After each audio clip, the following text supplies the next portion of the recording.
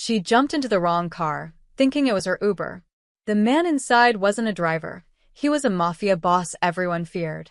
But when she talked to him like he was just a normal guy, something in him broke. He couldn't let her go. Rosa Martinez had exactly $43 in her checking account, a broken phone charger, and approximately 15 seconds before the rain soaked through her only good jacket. Please be here, she muttered, squinting through the downpour at the street outside Mel's diner. Her feet screamed in protest. 8 hours on the floor during dinner rush, and she still had to get across town for her overnight shift at the hotel. The glamorous life of a 24-year-old with student loans and 2 younger brothers depending on her. Her phone buzzed. Finally. A text from her coworker Jenny. Uber's outside. Black sedan. Rosa spotted it immediately. A sleek black car idling at the curb, hazard lights blinking. Thank God. She yanked open the back door and threw herself inside, rainwater dripping from her ponytail onto the leather seat. Sorry. I'm soaked, she gasped, slamming the door. Can you believe this weather? I swear, this city's drainage system is from like 1920. She looked up. The man in the back seat was not a typical Uber driver. He wore a 3-piece charcoal suit that probably cost more than her rent. His dark hair was swept back perfectly, not a strand out of place despite the humidity. Sharp jawline, eyes like black coffee, and currently staring at her with an expression she couldn't quite read. Next to him sat a leather briefcase with a monogrammed LDL in gold. The driver, an older man built like a refrigerator, had turned around in his seat, one hand suspiciously near his jacket. In the front passenger seat, another massive guy was doing the same thing. Rosa's stomach dropped. Oh my God, she grabbed the door handle. Oh my God, this isn't my Uber. No, the man in the suit said quietly. His voice was smooth, controlled. It's not. I'm so sorry, I thought, my friend said. There was a black car. Rosa was already halfway out the door when his next words stopped her. It's raining. She paused, one foot on the curb. What? It's raining, he repeated, gesturing to the downpour. You'll be soaked before you reach the corner. Rosa looked at him, then at the rain, then back at him. Was this a kidnapping? Were these guys going to? Marco, the man said to the driver. Take her wherever she needs to go. The driver's jaw actually dropped. Boss, we have the... It can wait. The man's tone didn't rise, but something in it made Marco swallow his objection. The lady needs a ride. Rosa should have run. Every true crime podcast she'd ever listened to screamed at her to run. But her feet hurt, she was already late, and something about the way he'd said the lady made her feel not threatened, which was probably exactly what Ted Bundy's victims thought. Still, it was really coming down out there. Just a Riverside and Fifth, she said hesitantly. Wherever you need. She pulled the door closed. The man with the briefcase, the boss, shifted slightly to give her more room, but the car was spacious enough that they weren't crowded. The interior smelled like leather and something expensive. Definitely not an Uber. Marco pulled into traffic without another word. The silence lasted maybe 5 seconds before Rosa's exhausted brain overrode her common sense. This is a really nice car, she said. What is this, a Mercedes? Maybach, the boss replied. A Wattbach. The corner of his mouth twitched. Almost a smile. German engineering. Rosa nodded like she knew what that meant. Well, it's really nice. Way better than the Uber I was supposed to get. That was probably going to be like a 2008 Honda Civic with a broken AC and Cheeto dust on the seats. She paused. Not that there's anything wrong with that. I drive a 2006 Toyota. Drove.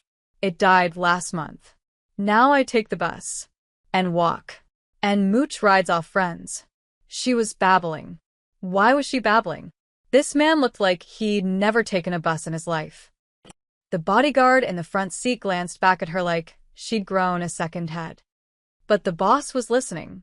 Actually listening, his dark eyes fixed on her with an intensity that should have been uncomfortable but somehow wasn't. Long day, he asked. Long month, Rosa admitted, slumping back against the seat. But that's life, right? My mom used to say, Mija, nothing good comes easy, though I think she was talking about cooking tamales, not working 2 jobs. She glanced at him. What about you? Long day of whatever you do. Marco coughed. The other bodyguard went rigid. The boss's expression didn't change, but that almost smile deepened. Something like that. Let me guess, Rosa studied his suit, the briefcase, the whole vibe. Lawyer? No. Investment banker? No. Corporate. Something. You could say that. Rosa laughed. Mysterious. I like it. Better than the guys who come into the diner and immediately start telling me about their cryptocurrency investments. Like, sir, I'm just here to bring you pancakes. You work at Mel's? He asked. 5 nights a week. You know it. I've driven past. The car glided through the wet streets, smooth as butter.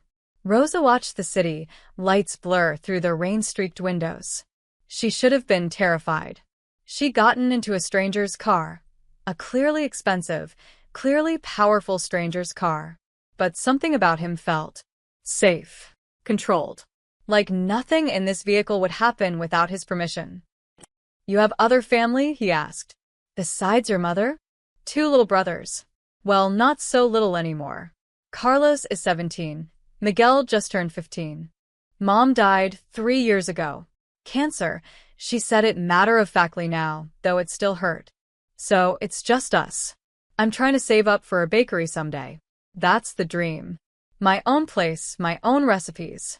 No more graveyard shifts. A bakery, he repeated, like he was considering it. What would you call it? Rosa's. Simple, right? Or maybe something in Spanish. La Rosa Dulce. The sweet rose, she grinned. Cheesy, I know. I think it sounds perfect. The car slowed. Rosa looked out to see her apartment building, a rundown complex that looked even worse in the rain. This is me, she said, surprised at how quickly they'd arrived. She grabbed her purse. Thank you so much. Seriously, you probably saved my life. I would have drowned out there. Wait, the boss reached into his pocket.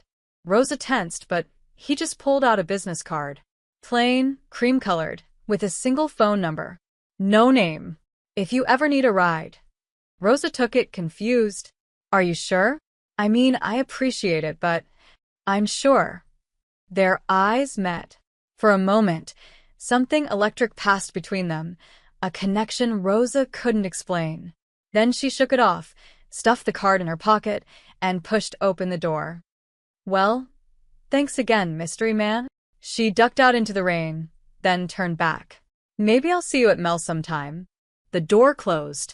The Maybach pulled away, disappearing into the night. Rosa stood there, rain-soaked and confused, wondering what the hell just happened. Inside the car, Lorenzo de Luca watched her building until it vanished from view. Boss, Marco said carefully. The Castellano meeting. Reschedule it. But I said reschedule it. Lorenzo picked up something from the seat, a cheap floral umbrella Rosa had left behind. He turned it over in his hands, studying the faded petals. For the first time in 5 years, Lorenzo de Luca smiled. A real smile. Rosa's alarm went off at 6 a.m. after exactly 3 hours of sleep. She groaned, slapped it silent, and stared at the water-stained ceiling of her bedroom. Her mind drifted back to last night's strange encounter. The mysterious man in the expensive suit. The bodyguards. The way he looked at her like she was something rare and breakable. She grabbed her phone and Googled Maybach car price. Her eyes bulged. $200,000? For a car? Who are you talking to? Her brother Carlos appeared in the doorway, already dressed for school. Nobody. Did you eat breakfast? Pop-Tarts, he studied her. You look weird. What happened? Nothing happened. I got a ride home from a stranger in a luxury car because I'm an idiot with terrible survival instincts. Carlos blinked. What? Never mind. Make sure Miguel brushes his teeth. By the time Rosa got to Mel's diner for the lunch shift, she'd almost convinced herself the whole thing had been a sleep-deprived fever dream. Then she reached for her umbrella in her bag and came up empty. No, no, no. She dumped everything out on the break room table. Wallet, keys, chapstick, a half-eaten granola bar, loose pennies. No umbrella.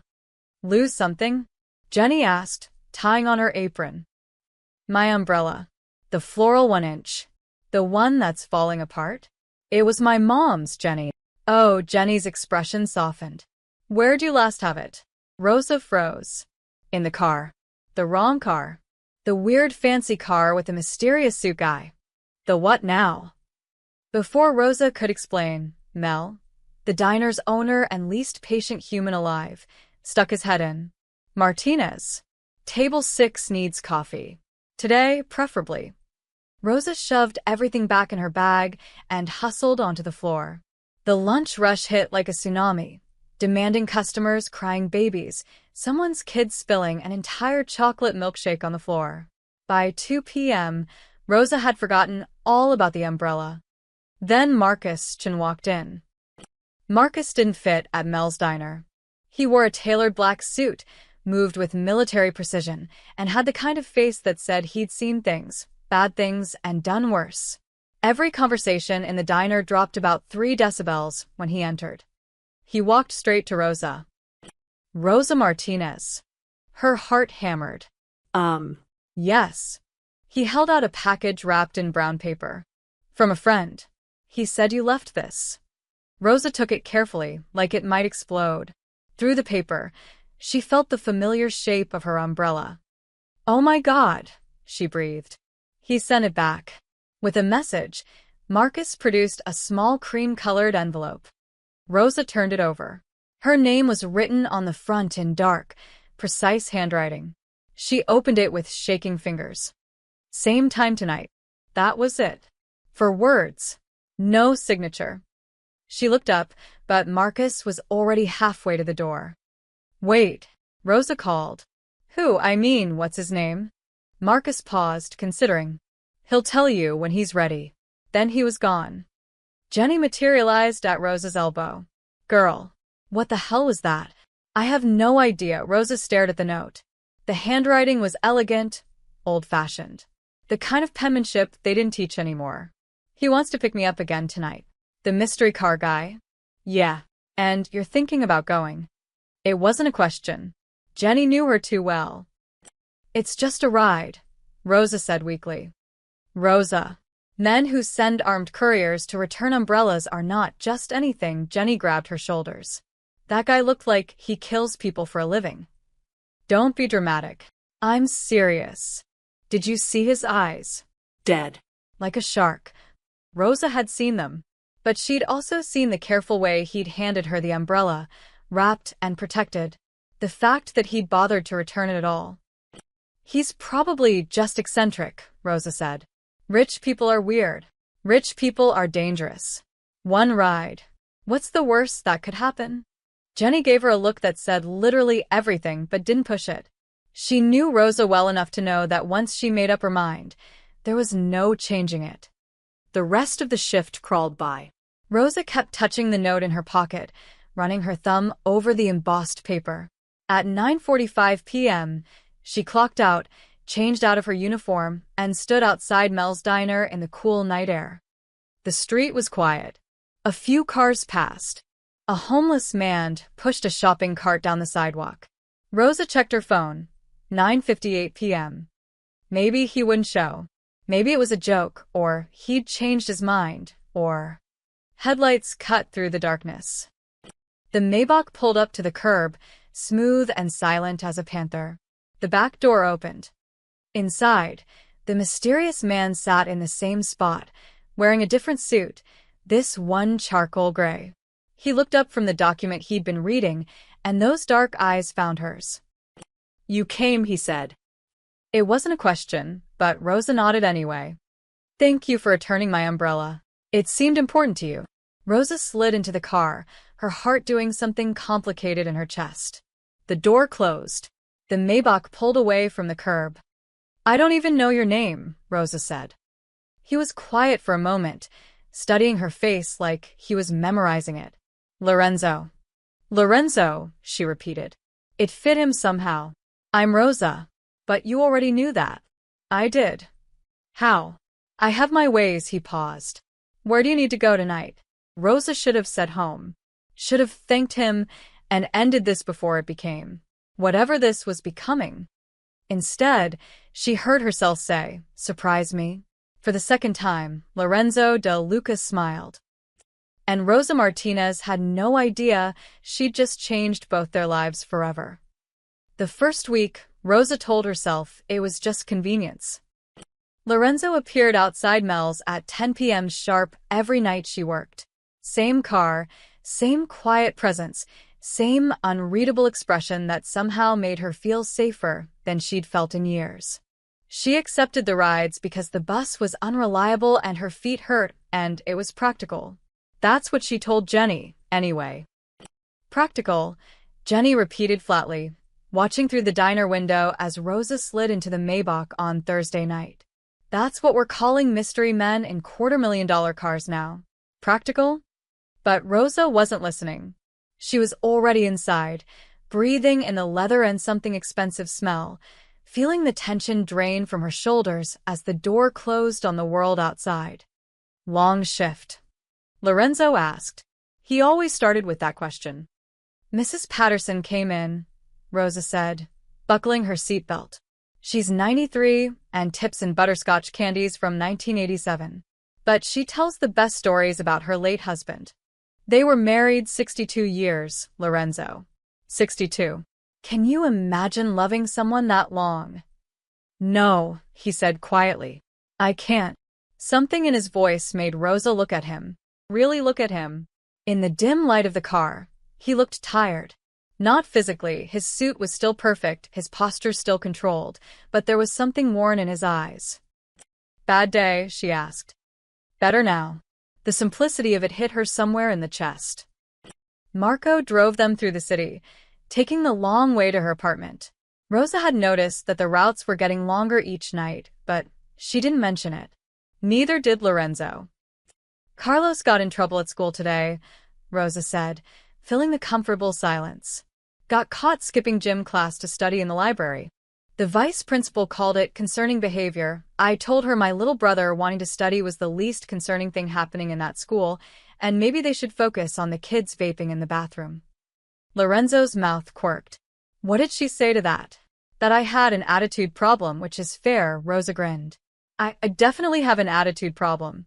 It comes from raising two teenage boys on coffee and hope. You're doing it alone. Yeah. Dad left when Miguel was 2. Mom tried, but the cancer, Rosa shrugged. So now it's me. Some days I'm a sister, some days I'm a mom, most days I'm just trying not to let them see how scared I am that I'm screwing everything up. You're not. You don't know that. Yes, Lorenzo said, turning to face her fully. I do. The certainty in his voice silenced her. How could this man, this stranger she'd known for barely a week, sound so sure about her life? Tell me about the bakery, he said, changing the subject before she could overthink it. So Rosa told him about her mother's recipes, written in Spanish in a notebook with a water-stained cover. About the tres leches cake that Carlos begged for every birthday.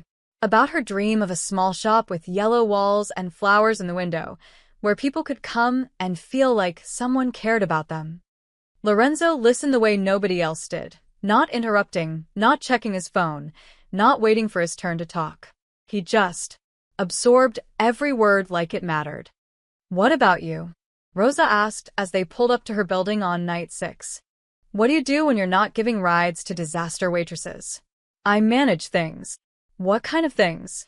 Complicated things, he paused. Dangerous things. Rosa should have pressed. Should have demanded a real answer. But something in the way he said dangerous told her she wasn't ready for the truth yet. Will you tell me someday? She asked instead. Perhaps.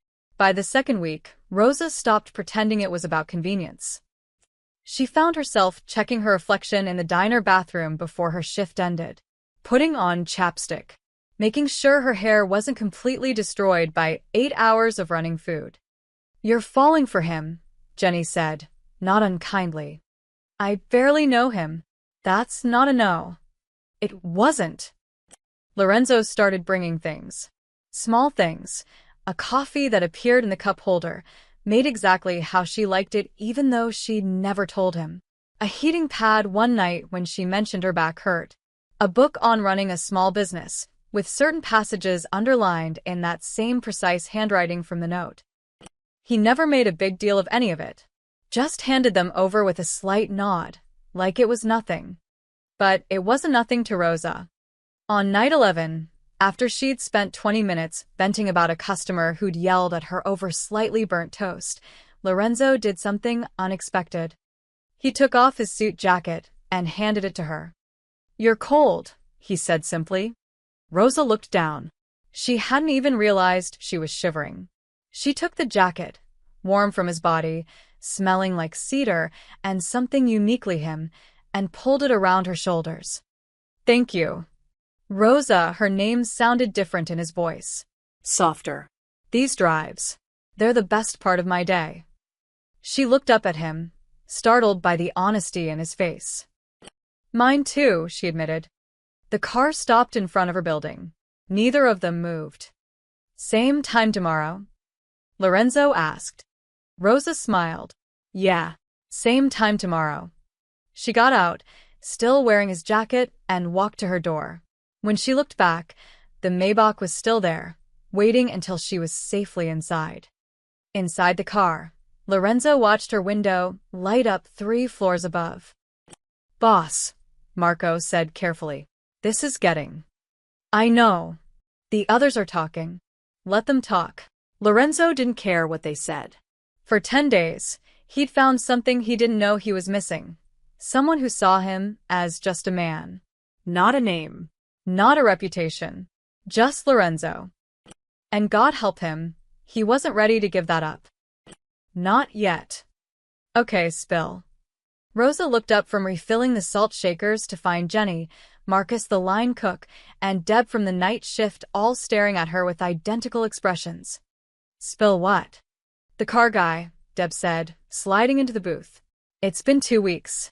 Every single night you work, that same fancy car shows up at exactly 10 o'clock. Who is he?" "A friend." "A friend," Marcus repeated, not buying it for a second. "A friend with a car worth more than this entire diner? He's just nice. He gives me rides home." "For free?" Jenny's eyebrows shot up. "Rosa, nobody does that for free. Especially not men who look like they own half the city." "Maybe he's just a good person. Good people drive Hondas and wear normal suits," Deb said. "That man looks like he stepped out of a mafia movie. The fancy kind where everyone dies in Italian leather." Rosa laughed, but it sounded hollow even to her own ears. "You guys watch too much TV." But that night, as she walked out to find Lorenzo's car waiting in its usual spot, Deb's words echoed in her head. The way the other cars seemed to give the Maybach space. The way people on the sidewalk looked twice, then quickly looked away. "Everything all right?" Lorenzo asked as she settled in. "Yeah, just tired," Rosa forced a smile. "How was your day?" "Productive," he studied her face. "You're quieter than usual." "Just thinking." About how little I actually know about you." Lorenzo went still. "What do you want to know?" "Everything," Rosa thought. "Your last name. Where you live. Why a man like you spends his evenings driving a waitress around. Why your eyes sometimes look so sad." "What's your favorite color?" she asked instead. He blinked, clearly not expecting that. "I don't think anyone's asked me that in 20 years. "So, what is it?" Lorenzo considered. "Green. Like the trees in Riverside Park in spring." "That's actually really specific." "You asked." The corner of his mouth lifted. "What's yours?" "Yellow. Like sunshine. Like the walls in my imaginary bakery." They smiled at each other, and the weird tension melted away. But Jenny wasn't letting it go. "I'm worried about you," she said 2 days later, cornering Rosa in the break room. "That car, Rosa. It's not normal. Nothing about this is normal. Since when is getting a ride home a crime?" "It's not about the rides. It's about who's giving them." Jenny lowered her voice. "I asked my boyfriend to look into it. He's a cop, remember? He said cars like that in this neighborhood usually belong to one type of person. What type? The type you don't want to get involved with. Rosa's stomach twisted. Did he find out anything specific? No. But Rosa, that almost makes it worse. Like whoever this guy is, he's powerful enough to not leave a trail. Jenny grabbed her hand. Please. Just be careful. I don't want to see you get hurt. Lorenzo wouldn't hurt me. How do you know? Rosa didn't have an answer for that. She just knew. In the same way she knew when bread was perfectly baked or when Carlos was lying about his homework. Some things you felt in your bones. That night, Miguel had a fever. Rosa called Lorenzo from the apartment, something she'd never done before. I can't make it tonight. My brother's sick. Do you need anything? Medicine? A doctor? No, we're okay. It's just a cold. But I should stay with him. There was a pause. I understand. Take care of him. Lorenzo? Yes. Thank you. For understanding. After she hung up, Carlos appeared in the doorway. Was that the car guy? His name is Lorenzo. What does he do? He manages things. What kind of things? Rosa sighed. I don't know, Carlos. Her brother, too smart for his own good, gave her a look. Don't you think you should find out? Before you get in too deep? I'm not in too deep. Rosa. You smile at your phone now. You do your hair before work. Last week, you used the fancy soap. Carlos crossed his arms. You're in way too deep. 20 minutes later, the doorbell rang. Rosa opened it to find Marcus, Lorenzo's driver, holding a pharmacy bag and a container of homemade soup. Boss said your brother's sick, Marcus said gruffly. This is from his chef. And the medicine. He handed everything over, then paused. He's a good man, Miss Martinez. Better than most people think. But my advice? Ask him directly. About everything. He'll tell you the truth if you ask. Then he was gone. Rosa stared at the soup, still warm, clearly made from scratch, and felt something shift in her chest. Who was that? Miguel called from the couch. Nobody, Rosa said softly. Just a friend. But as she heated up the soup and watched her brothers eat it gratefully, she couldn't stop thinking about Marcus's words. Ask him directly. He'll tell you the truth. The truth about what? At Mel's the next night, a customer named Frank, a regular who usually kept to himself, lingered after paying his bill. You should be careful, sweetheart, he said quietly, nodding toward the window where the Maybach had just pulled up. That's Lorenzo De Luca's car. And trust me, you don't want to be involved with the De Luca family. Rosa's blood went cold. What? But Frank was already walking away, leaving her staring at the car like she'd never seen it before. De Luca. She grabbed her phone with shaking hands and typed the name into Google. The results loaded, and Rosa's entire world tilted sideways. The Google results painted a picture Rosa wasn't ready to see. Lorenzo De Luca, alleged head of the De Luca crime family. Federal investigation into De Luca organization. De Luca acquitted in racketeering case. Witness recants testimony. There were photos.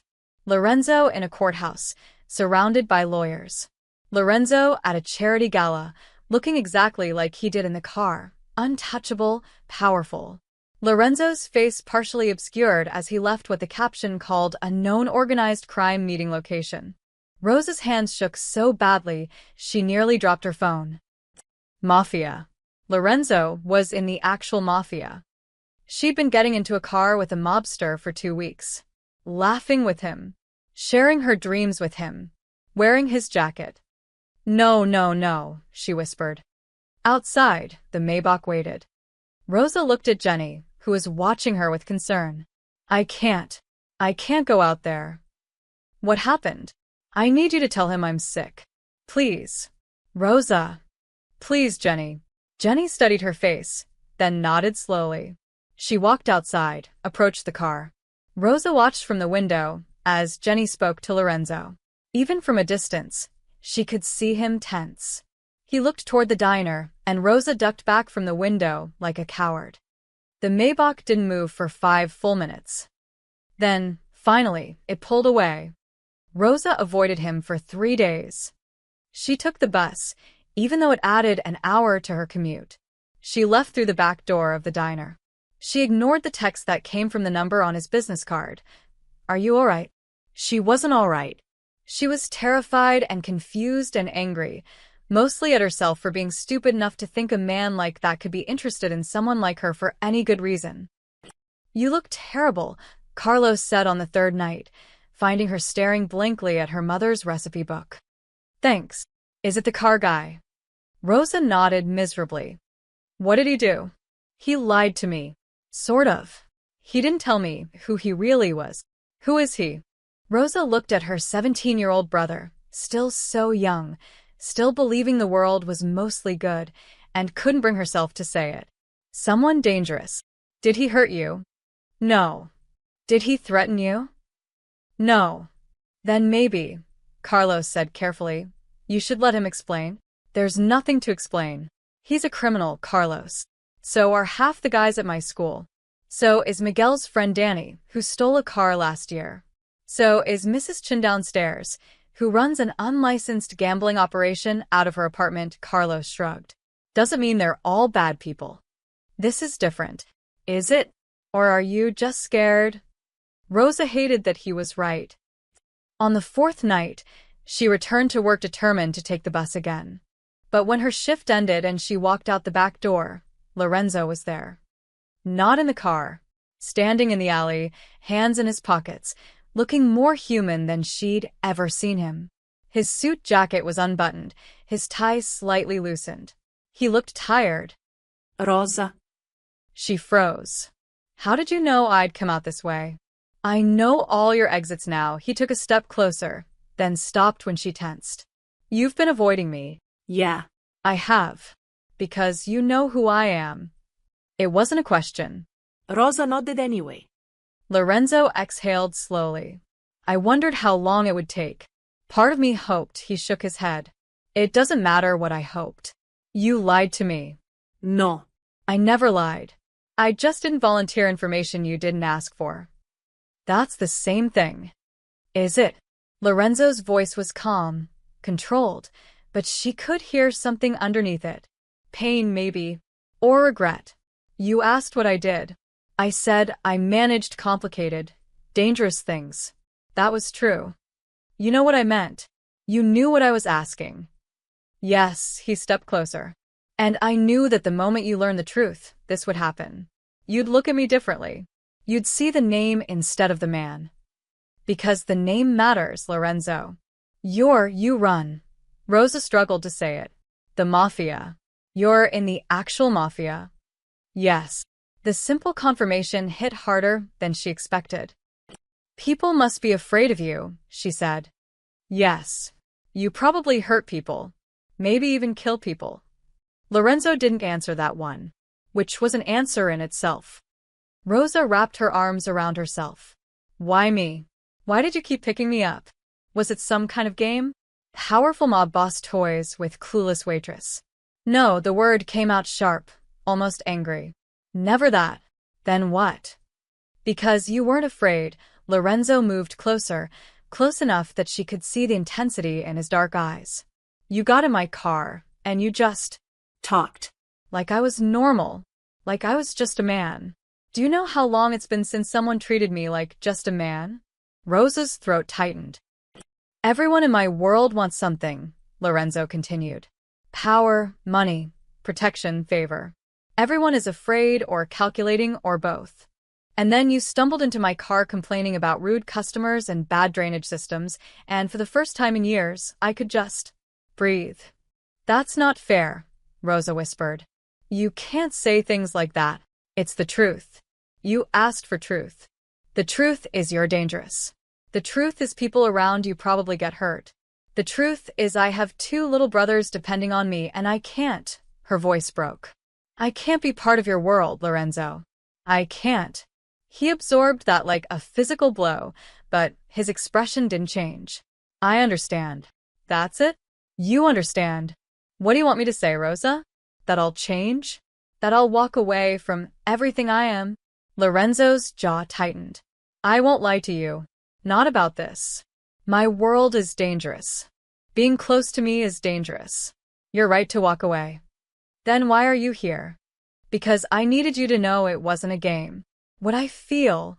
He stopped, composed himself. You weren't a distraction. You were real. The only real thing in my life. Rosa felt tears burning behind her eyes. This would be so much easier if she didn't believe him. I have to go, she said. Lorenzo nodded. He reached into his jacket and pulled out a card, different from the first one.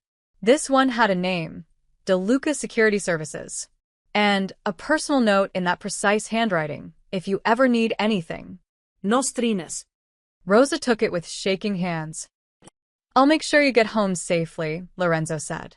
Always. You won't see me, but I'll make sure. Then he walked away, back to his car waiting at the end of the alley. Rosa stood there long after the Maybach disappeared, holding the card and crying for something that never really had a chance to begin. Vincenzo Romano had been Lorenzo de Luca's consigliere for 12 years. In that time, he'd seen his boss negotiate multi-million-dollar deals without blinking, stare down federal prosecutors, and order hits with the same casual tone most people use to order coffee. He had never seen Lorenzo stare at a floral umbrella like it held the secrets of the universe. Boss, Vincenzo said carefully, standing in the doorway of Lorenzo's office. We need to talk. Lorenzo didn't look up from the umbrella on his desk. About the waitress. Now Lorenzo looked up, his expression dangerous. Her name is Rosa. Fine. Rosa. Vincenzo stepped inside, closing the door. The men are talking. You've been picking her up every night for 2 weeks, then spent the last 4 days having Marco tail her bus routes to make sure she gets home safe. This isn't. Isn't what?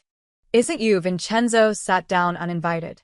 Lorenzo, in the 12 years I've known you, I've never seen you show interest in a woman. Not once. You've built walls so high around yourself that even your own family can't get through. And now you're risking exposure for a girl who doesn't even know what fork to use at a 5-star restaurant. Watch yourself, Lorenzo said quietly. But Vincenzo pressed on. He was one of the few people who could. She walked away from you. 4 nights ago, in that alley, she made it clear she wants nothing to do with this life. With you. And yet you're still having her followed, still making sure she's protected. Why? Because the Castellano family has eyes everywhere. Because word is spreading that I showed interest in a civilian. Because every enemy I've made in the last decade will see her as leverage. Lorenzo's voice was cold, controlled. So, yes, I'm having her followed. I'm making sure she's safe. That's not negotiable. Then you're proving my point. You exposed her to danger just by being near her. Lorenzo stood abruptly, walking to the floor-to-ceiling windows overlooking the city. Somewhere out there, Rosa was finishing her shift, taking the bus home, living her life. Without him. I know, he said finally. I know I put her at risk. That's why I let her go. Did you? Vincenzo's tone was gentle now. Because from where I'm standing, you're holding on tighter than ever. Just from a distance. Lorenzo didn't respond. What is it about her? Vincenzo asked. Help me understand. She's pretty, sure, but you've had models and heiresses throw themselves at you. What makes this waitress different? She saw me. Lorenzo turned from the window. Not the name, not the reputation, not the power. Just me.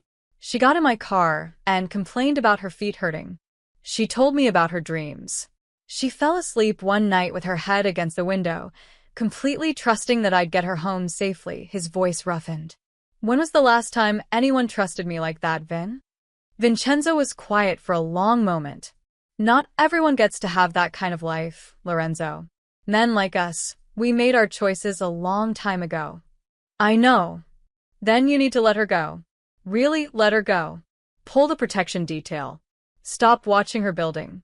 Move on. I can't. Why not? Because I love her. The words hung in the air between them. Lorenzo looked as shocked as Vincenzo felt, like he'd just realized the truth by saying it out loud. Cristo, Vincenzo breathed. You're in love with her. Lorenzo returned to his desk, sinking into his chair. He looked exhausted. It doesn't matter. She's right to stay away. I'm poison to anyone who gets close. You're not wrong about that, Vincenzo leaned forward.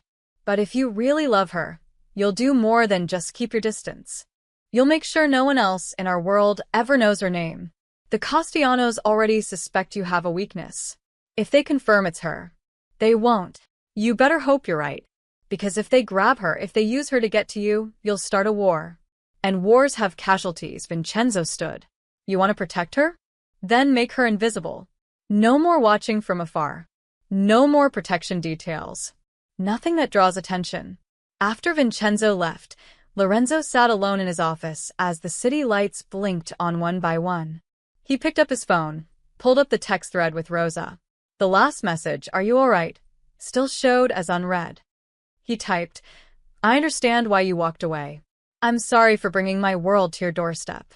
You'll never hear from me again." His thumb hovered over send. Instead, he deleted it. Because Vincenzo was right about one thing. Lorenzo couldn't protect Rosa if he couldn't watch her. And he couldn't watch her if he made himself completely disappear.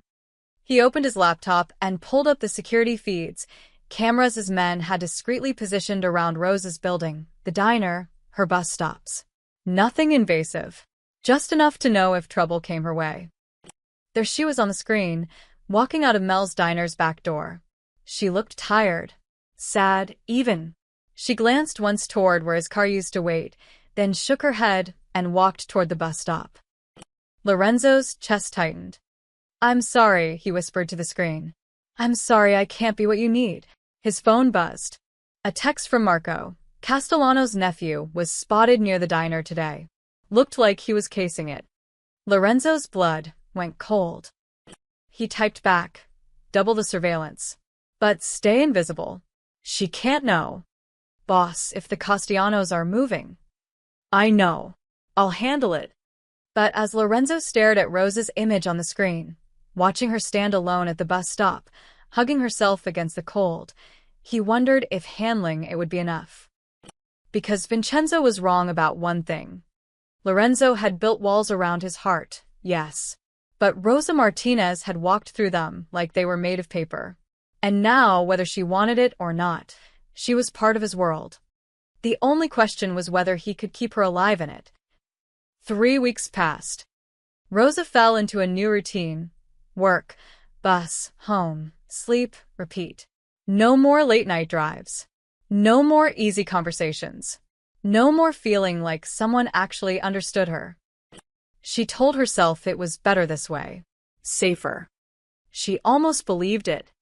"You're doing that thing again," Jenny said, wiping down the counter beside her.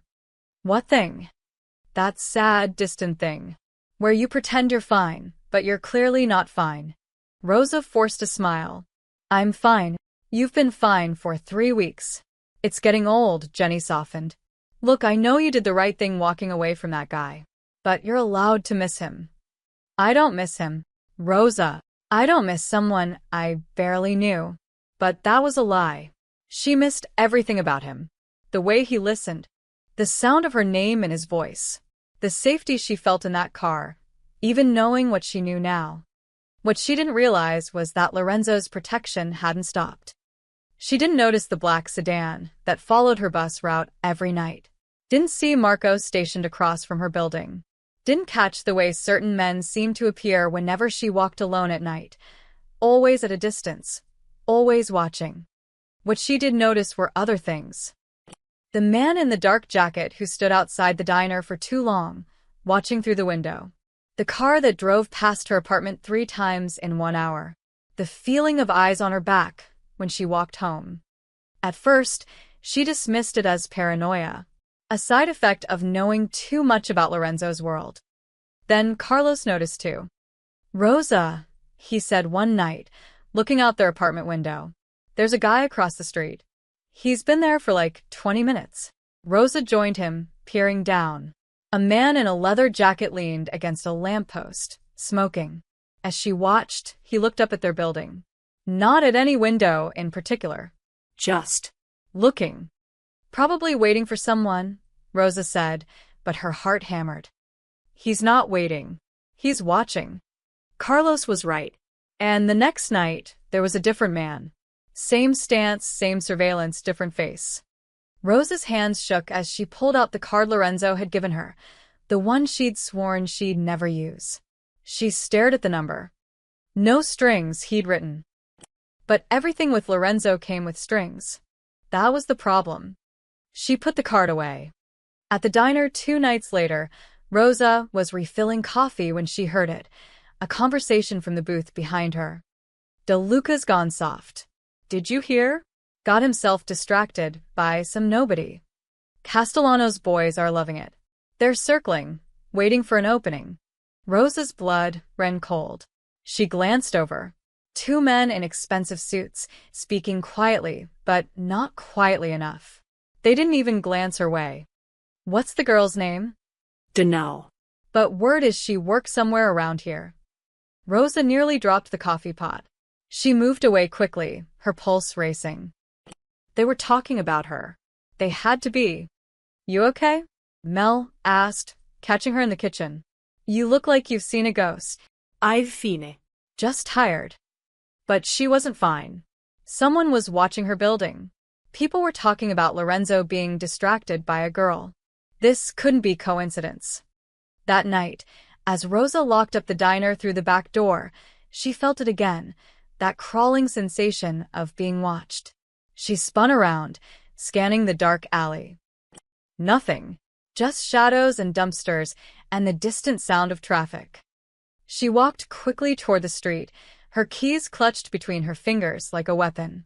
A figure stepped out from behind a corner, and Rosa's scream caught in her throat. Easy, miss, it was Marcus, Lorenzo's driver. He held up his hands. I'm not here to hurt you. What are you doing here? Rosa demanded, even as relief flooded through her. Lorenzo said, Boss doesn't know I'm here. Marcus glanced around, his expression tense. You're being watched. Not by us. By people who want to hurt the boss. That's not my problem. It became your problem the moment they decided you were his weakness. Marcus stepped closer, lowering his voice. They're planning something. I don't know what yet, but you need to be careful. Don't walk alone. Don't take routes you don't have to. And for God's sake, if anyone approaches you, run. Why are you telling me this? If Lorenzo doesn't even know you're here. Because I've worked for Lorenzo DeLuca for 8 years. He's a hard man, sometimes a cruel man, but he's fair. And I've never seen him care about anyone the way he cares about you. Marcus pulled out a phone, a basic flip phone, not a smartphone. Take this.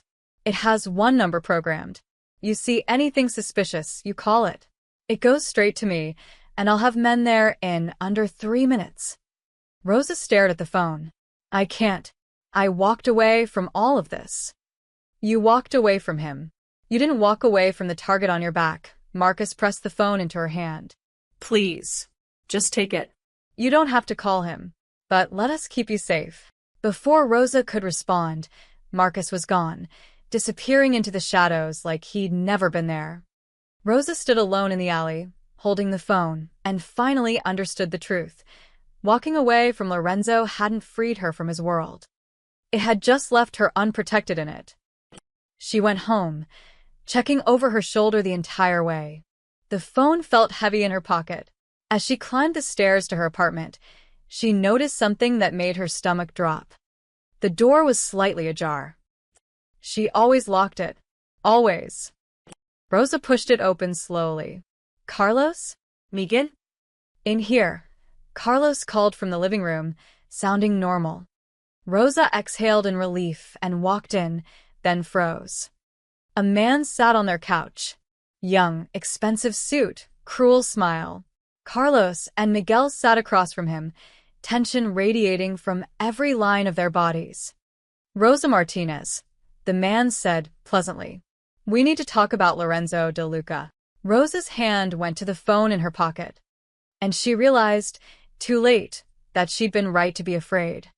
Get out of my house, Rosa said, her voice shaking but firm. The man on her couch, mid-20s, slicked back hair, a scar running through his left eyebrow, smiled wider. Now that's not very hospitable. Your brothers here were just telling me about school. Miguel's quite good at basketball, isn't he? Carlos stood abruptly. Don't talk to him. Don't talk about him. Sit down, the man said, and something in his voice made Carlos sink back slowly.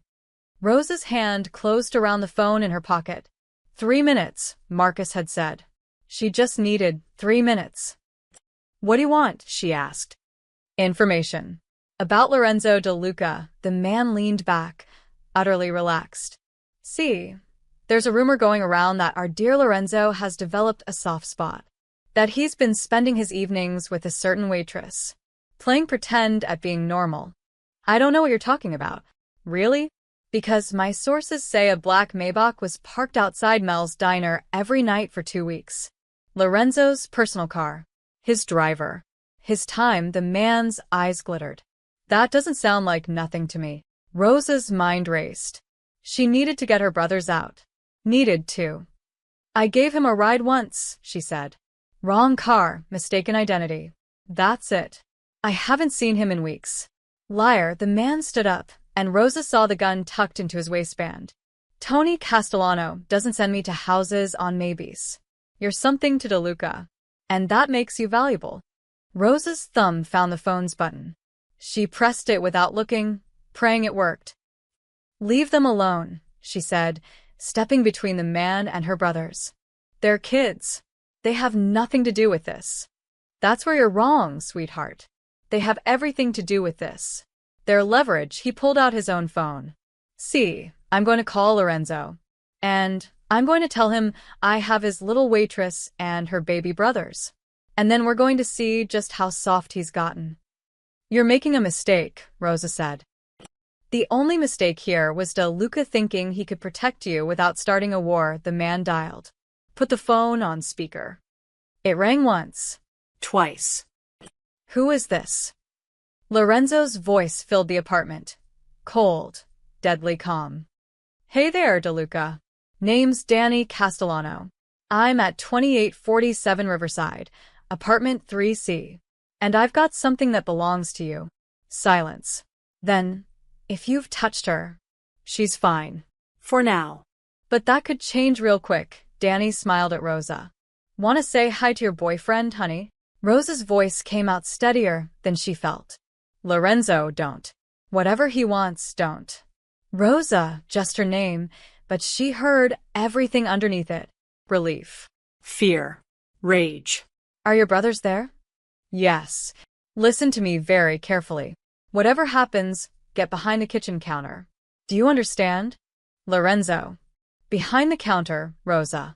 Now. Danny laughed. Giving orders? That's cute. But here's how this works. You've got 30 minutes to. The apartment door exploded inward. Everything happened at once. Men in black tactical gear flooded in, 4, 5, 6 of them. Danny went for his gun, but someone tackled him to the ground before he could draw. Carlos yanked Miguel down. And Rosa, operating on instinct and Lorenzo's command, dove behind the kitchen counter, pulling her brothers with her. Gunshots. Breaking glass. Shouting. Then silence. Rosa lifted her head slowly. Danny Castellano lay on the floor, zip-tied and bloodied, 3 guns pointed at his head.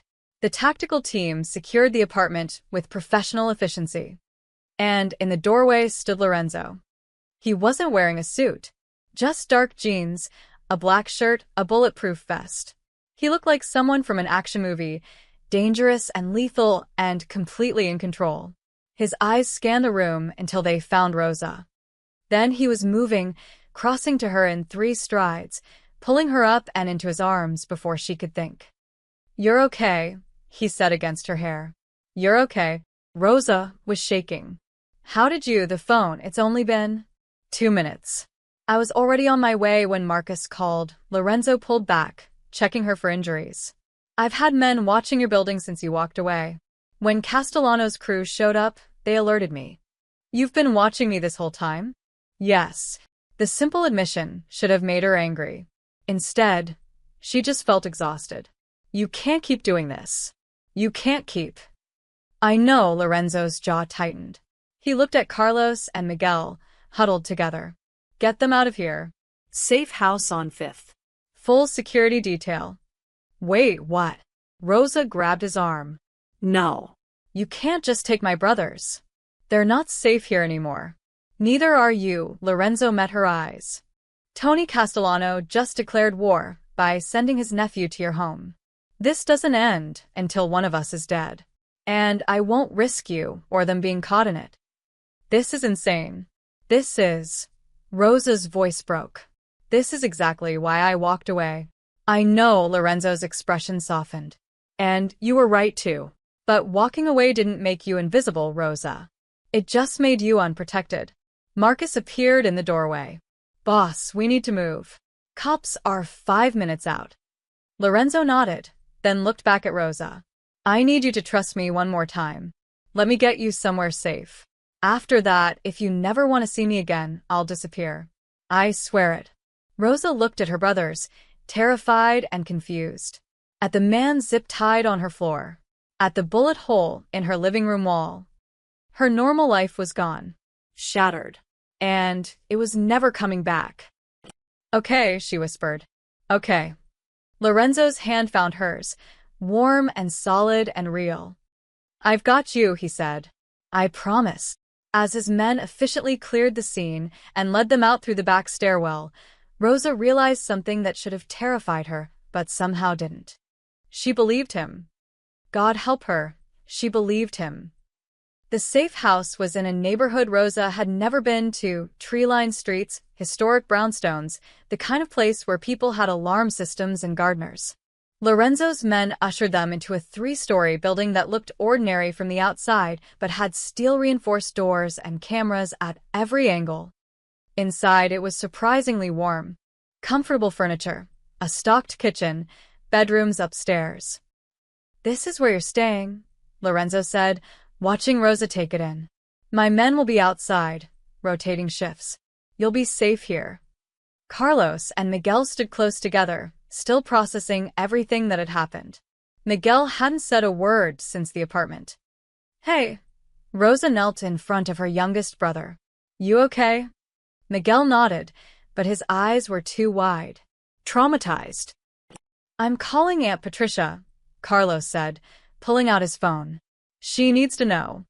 No, Lorenzo's voice was firm, but not unkind. No outside contact for now. The Castellanos could trace calls, track locations. I know it's hard, but for the next few days, you're ghosts. We have school, Carlos protested. I have a calc test on Friday. Miguel has basketball. I'll have your assignments sent here. You'll take your test remotely if needed. Lorenzo met the teenager's defiant stare with patience. I know you're angry. You have every right to be. But your sister's life, all your lives, depend on you staying hidden until this is resolved. Resolved how? Carlos demanded. Are you going to kill them? Carlos. Rosa gasped. But Lorenzo didn't flinch. I'm going to end the threat. How I do that isn't your concern. It is when you've dragged us into it. You're right, Lorenzo's admission surprised everyone. This is my fault. I got close to your sister, knowing what it could cost. That's on me. But I'm not going to compound that mistake by leaving you unprotected. Carlos looked like he wanted to argue more, but Miguel tugged his sleeve. I'm tired, the younger boy said quietly. Rosa stood. Come on. Let's find you guys a room. She led her brothers upstairs, getting them settled in a bedroom with 2 twin beds. Carlos was still bristling with anger, but Miguel just looked exhausted. Rosa tucked him in like she used to when he was little. Rosa? Miguel whispered. Are we going to be okay? She smoothed his hair back. Yes, baby. I promise. Do you trust him? The guy downstairs. Did she? Rosa thought about Lorenzo's face when he'd burst through the door. The raw fear she'd seen before relief took over. The way he'd held her like she was something precious. Yeah, she said. I do. After her brothers fell asleep, Rosa went back downstairs. Lorenzo stood by the window, phone pressed to his ear, speaking in rapid Italian. When he saw her, he ended the call. They're sleeping, he asked. Miguel is. Carlos is probably planning ways to escape and call the cops. Rosa wrapped her arms around herself. This is real now. All of it. I'm sorry. Stop apologizing. Rosa moved closer. I need you to tell me the truth. All of it. What happens next? How does this end? Lorenzo gestured to the couch. They sat, careful to leave space between them. The Castellanos have been trying to move into my territory for years, he began. Drugs, protection rackets, gambling. I've kept them out, but it's made their boss, Tony Castellano, look weak to other families. He's been looking for leverage, a way to force my hand. And I'm that leverage. You were supposed to be, but Danny made a mistake tonight. He called me before securing you properly, gave me time to respond. Now Tony knows I care enough to start a war over you. Lorenzo's jaw tightened. Which means he'll either back off or escalate. My money's on escalate. So what do we do? We? There is no we in this, Rosa. You stay here, stay safe. I handle Tony. Handle him how? Lorenzo looked at her for a long moment. Do you really want to know? She thought about it. About the life he led, the things he must have done to survive in his world. Part of her wanted to stay ignorant, to preserve some innocence. But that luxury was gone now. Yes, she said. I want to know. I'm going to offer him a deal first. Territory concessions in exchange for leaving you alone.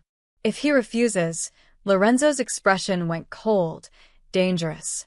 Then I'm going to eliminate him and everyone loyal to him. Completely. Permanently. Rosa should have been horrified. Should have recoiled from the casual way he discussed murder. But all she felt was a strange, terrible relief that someone that dangerous was on her side. How long will it take? She asked. Days. Maybe a week.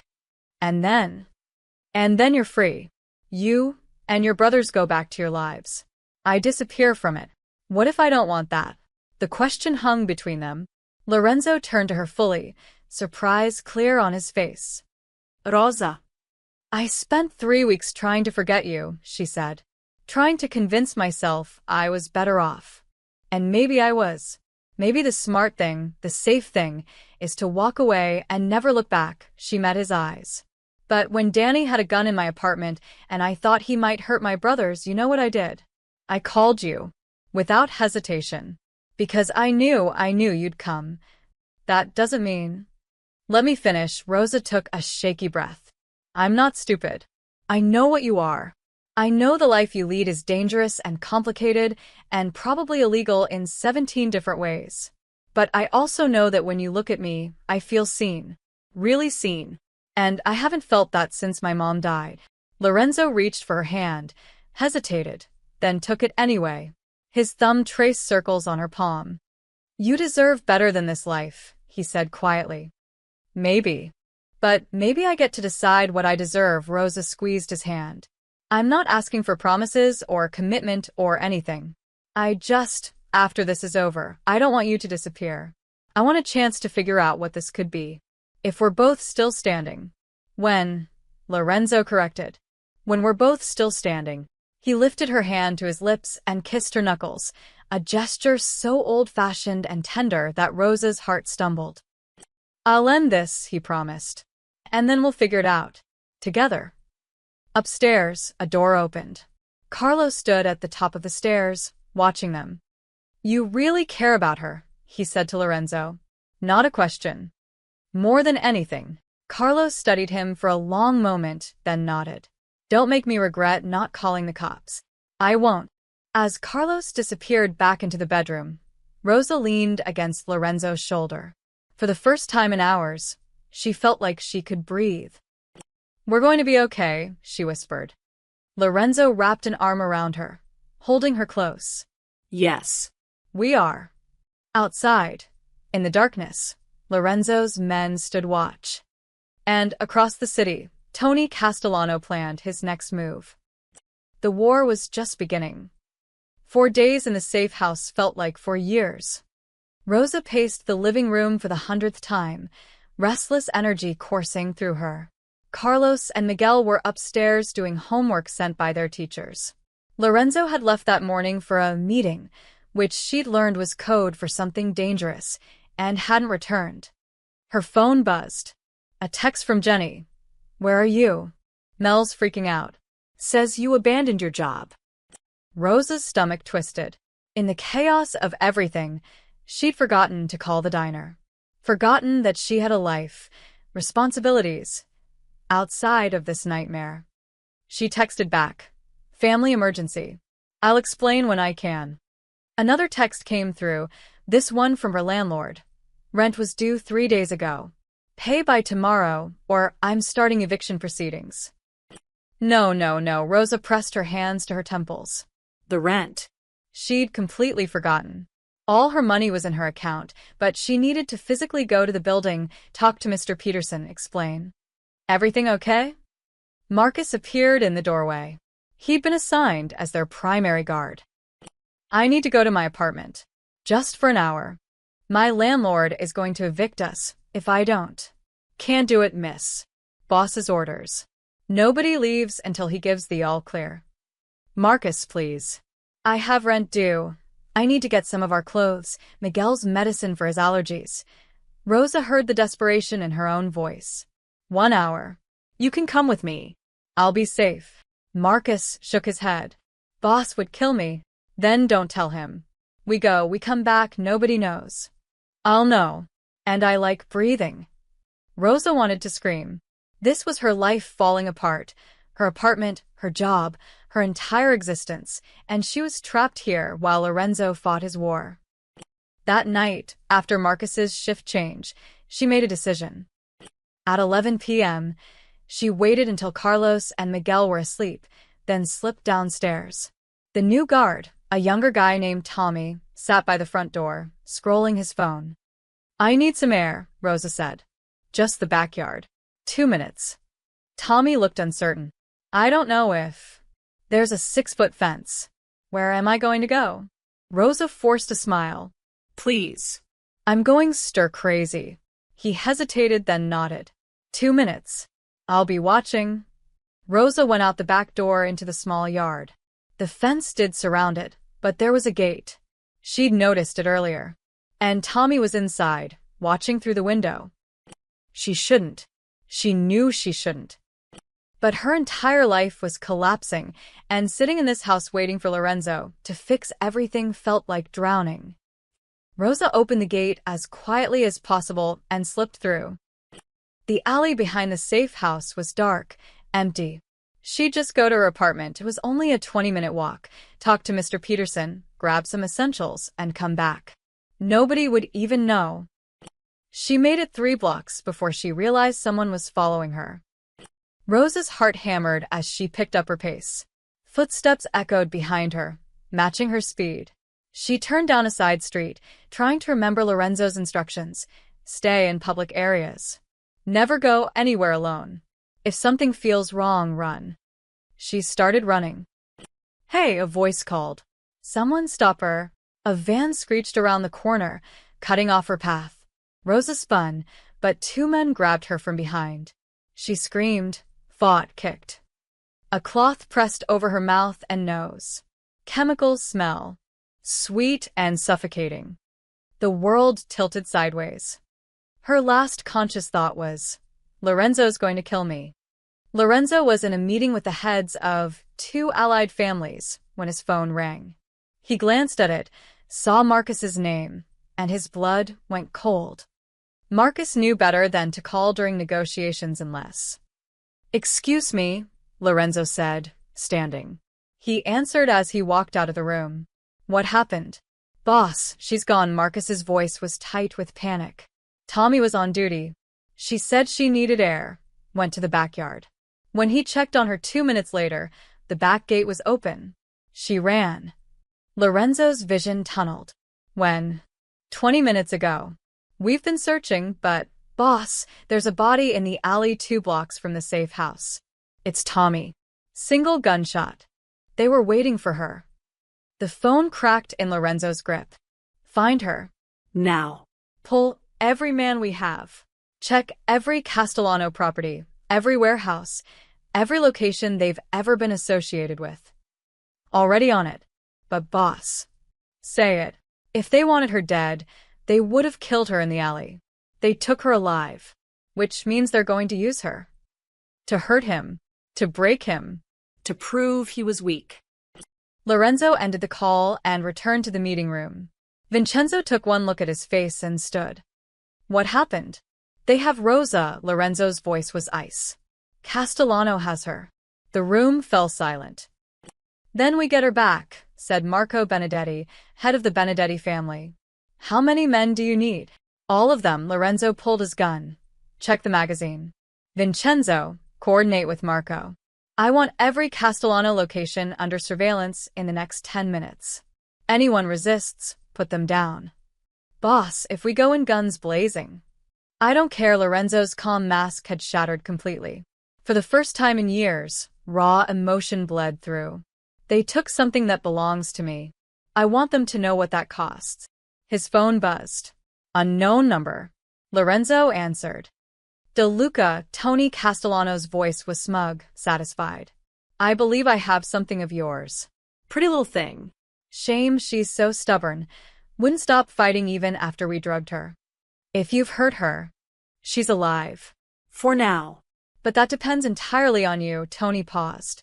Here's what's going to happen.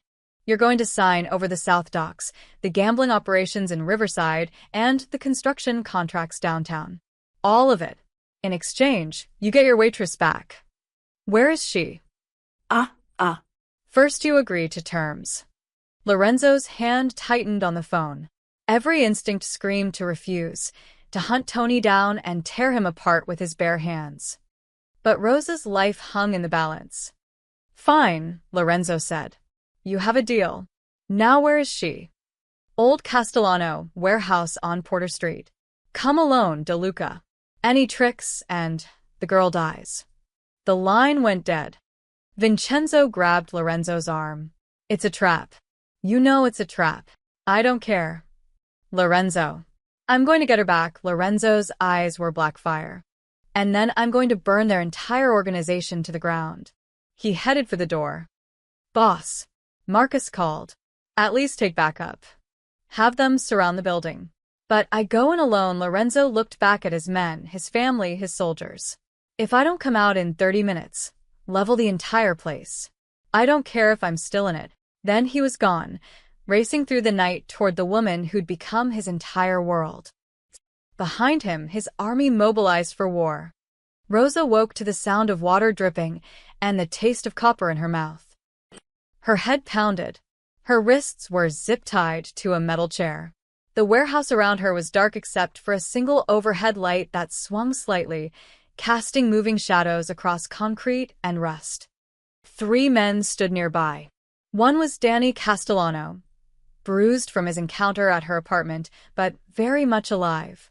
The other 2 she didn't recognize. She's awake, Danny said, walking over. He crouched in front of her. How's your head, sweetheart? Rosa spat at him. He wiped his face slowly, then backhanded her across the cheek. Pain exploded through her skull. Wrong answer. Danny grabbed her chin, forcing her to look at him. Here's what's going to happen. Lorenzo De Luca thinks he's coming to negotiate for you. But Uncle Tony? He's got other plans. See, the only way to really hurt De Luca is to take away his weakness. Permanently. He'll kill you, Rosa said through split lips. Maybe. But you'll already be dead, so I won't care much. Footsteps echoed through the warehouse. Everyone tensed. He's here, one of the men said, checking his phone. Came alone like we asked. Danny smiled. Showtime. The warehouse doors screeched open. Lorenzo walked in, hands visible, no weapon drawn. But Rosa could see it in every line of his body, the controlled violence, the barely leashed fury. Lorenzo De Luca. Tony Castellano emerged from the shadows, flanked by 6 armed men. Punctual. I appreciate that. Lorenzo's eyes found Rosa. She saw his jaw clench, saw something dangerous flash across his face before he controlled it. Let her go, Lorenzo said. We had a deal. We did. But I've been thinking, why settle for territory when I can have your entire operation? Tony nodded to his men. Kill him. Everything happened at once. The overhead lights exploded in gunfire from outside. The warehouse plunged into darkness. Rosa screamed as someone yanked her chair backward, using her as a shield. Then the real shooting started. Muzzle flashes lit the darkness like lightning. Men shouted. Bodies fell. Rosa squeezed her eyes shut, unable to process the chaos around her. A hand touched her shoulder and she flinched, until she heard Lorenzo's voice, calm and steady despite the war raging around them. "I've got you. Hold still." A knife sawed through her zip ties. Her hands came free. Lorenzo pulled her up and behind him in one smooth motion. "Stay behind me. Don't look. Just move when I move." But Rosa looked anyway. Lorenzo moved through the warehouse like death itself, smooth, efficient, merciless. He shot 2 men before they could turn, disarmed a third, and used his own gun against him. This wasn't the man who'd listened to her talk about her dreams. This was someone else entirely. Someone terrifying. "Boss, west exit clear," someone shouted. Lorenzo guided Rosa toward the voice, his body always between her and danger. They were almost to the door when Danny appeared, gun raised. "You're not leaving with her." Lorenzo shoved Rosa aside and lunged. The gun went off. The bullet sparked off metal somewhere behind them. Then Lorenzo had Danny on the ground, his knee on the younger man's chest, a gun pressed to his forehead. "Give me one reason," Lorenzo said, his voice colder than ice, "why I shouldn't end you right now." "Lorenzo, don't," Rosa called out. Please. Let's just go." Lorenzo looked at her. In his eyes, she saw the war between who he was and who he wanted to be for her. He pistol-whipped Danny instead, knocking him unconscious, then grabbed Rosa's hand. Move. Now. They burst through the warehouse doors into chaos. Lorenzo's men had surrounded the building, at least 20 of them, maybe more. Castellano soldiers lay on the ground, disarmed or dead. Sirens wailed in the distance. In the car, Lorenzo ordered, practically throwing Rosa into the back of the Maybach. He slid in beside her. "Go. Now." Marco floored it. Rosa couldn't stop shaking. Adrenaline and terror and shock crashed over her in waves. She looked down at her hands, still trembling, bruised from struggling against the zip ties. "Rosa," Lorenzo touched her face gently, turning her toward him. "Look at me. You're safe now. You're safe. You came," she whispered. "You came for me. Always. Always, Rosa." His thumb brushed over the bruise on her cheek where Danny had hit her, and his expression went murderous. "I should have killed him. But you didn't. Because I asked you not to. This time. Next time." "There won't be a next time." Rosa grabbed his hand. "Right? Tell me this is over." Lorenzo pulled out his phone, made a call. Vincenzo. "Tony Castellano?" Captured. "In custody." Good. "Make the offer. Full amnesty and relocation for him and his entire family in exchange for permanent withdrawal from all our territories. If he refuses, make the alternative very clear." He hung up and looked at Rosa. "It's over. Tony will take the deal. He's a businessman, not a martyr. His organization is broken. You're safe now." Rosa started crying, not from fear or relief, but from the overwhelming reality of what had just happened. This man had walked into a trap for her, had risked his life, his empire, everything. Lorenzo pulled her into his arms, holding her while she shook. "I'm sorry." "God, Rosa, I'm so sorry. This is my fault. All of it. You saved me. I put you in danger in the first place." "No," Rosa pulled back to look at him. "I put myself in danger. I left the safe house. I don't know what I thought. That I could just go back to normal life for an hour." She laughed bitterly. "How stupid is that?" "Not stupid. Human." Lorenzo kissed her forehead, her cheeks, her lips, soft, reverent kisses that tasted like goodbye. "I can still make this right. I can relocate you and your brothers. New city, new identities, money to start over. You'd be free of all this." Rosa looked at this man, this dangerous, powerful, terrifying man who'd just killed people to save her, and realized something fundamental. She didn't want to be free of him. Or, she said quietly, we could try option B.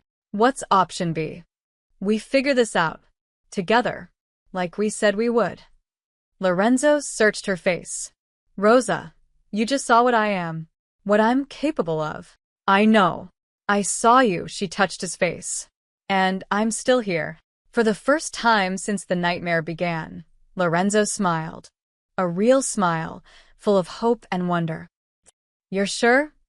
Terrified, Rosa admitted. But sure. He kissed her then, deep and desperate and full of promise. And as the Maybach carried them through the night toward whatever came next, Rosa knew one thing for certain. Her life would never be simple again. But maybe simple was overrated anyway. 2 weeks after the warehouse, Rosa stood in Lorenzo's penthouse overlooking the city.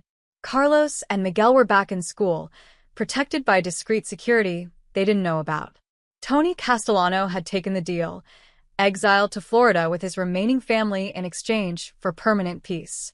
The war was over. But Rosa's internal war had just begun. I can't do this, she said, staring out at the glittering skyline.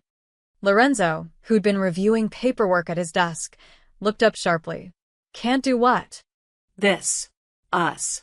Any of it. Rosa turned to face him. 2 weeks ago, I watched you shoot people. I was kidnapped because of you. My brothers were held at gunpoint in our own home. Lorenzo, this is insane.